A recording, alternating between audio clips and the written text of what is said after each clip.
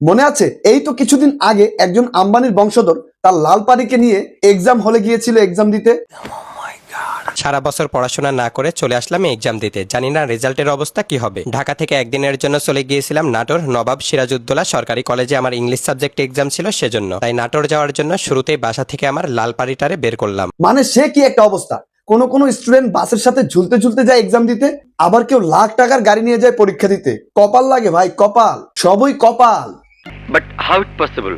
শুধুমাত্র একটা ফটোশুট করার জন্য প্লাস একটা ভিডিও শুট করার জন্য চলে গিয়েছিলাম ঢাকা থেকে ঈশ্বর দিতে। ভাবা যায় কি পরিমাণে পিনিক থাকলে আমাদের দ্বারা এগুলা করা সম্ভব। পিনিক না ভাইয়া, পিনিক না, এটা তোমার শো অফ, আরেকটা হচ্ছে তোমার কন্টেন্ট। তোমার লাল পারি আছে, তুমি তোমার লাল পারিকে নিয়ে এত দূর গেছো ফটোশুট করতে, ভিডিও শুট করতে, জাস্ট ফর কন্টেন্টের জন্য।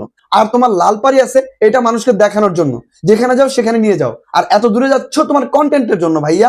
এইটাকে পিনিক বলে চালিয়ে দেওয়ার কিচ্ছু নয় ভাইয়া, সবই লোক দেখানোর ধান্দা। হাই, পরীক্ষা কেমন হলো? অনেক ভালো হয়েছে। তাই কি পরীক্ষা ছিল আজকে? ইংলিশ। আচ্ছা, কেমন হয়েছে ইংলিশ পরীক্ষা আপনার? আলহামদুলিল্লাহ, সামনে বছর আবার আশা লাগবে ও মাই ইমপ্রুভ গড। দিতে। আহারে কি বিলাসিতা! তার বিলাসবহুল গাড়ির মধ্যে বৈশা থেকে সে পরীক্ষা নিয়ে আলোচনা করতেছে, আর অন্যদিকে কিছু কিছু পোলাপান সেমিস্টার ফি জোগাইতেই তাদের গোয়ার দম ফাইটা যেতেছে। ওই যে বললাম না ভাই, সবই কপাল, কপাল।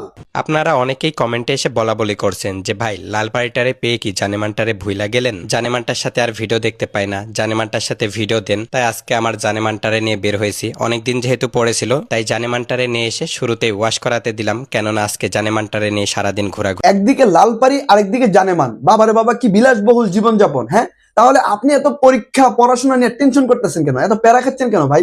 আপনার তো সবই আছে, টাকা পয়সা, বিলাসবহুল বাড়ি গাড়ি সবকিছুই আছে, তো আপনি এত পড়াশোনা নিয়ে প্যারা খাচ্ছেন কেন ভাই? জীবনে এমন কিছুটাই দেখাচ্ছিল, মানুষ পড়াশোনা করে, কষ্ট করে, টাকা পয়সা উপার্জন কইরা, বাড়ি গাড়ি কইরা তারপরে বিলাসিতা দেখায়।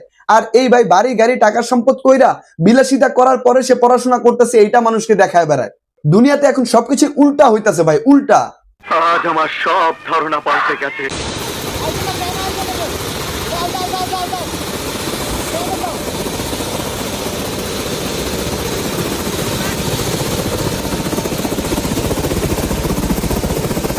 এরে ভাই, তুমি যে ভাবসাব নিলা, মনে হইতেছে গাড়ির পাশাপাশি হেলিকপ্টারটাও তোমার। মানে এত ভাবসাব কই থেকে আহে ভাই? তুমি যেই ভাবসাব নাও, আমেরিকার প্রথম ধনী বিল গেটস ও তো এরকম ভাবসাব নেয় না। তোমার এই ভাবসাবের চোদনে এখন আমরা বাঙালিরা উত্তেজনায় আছি।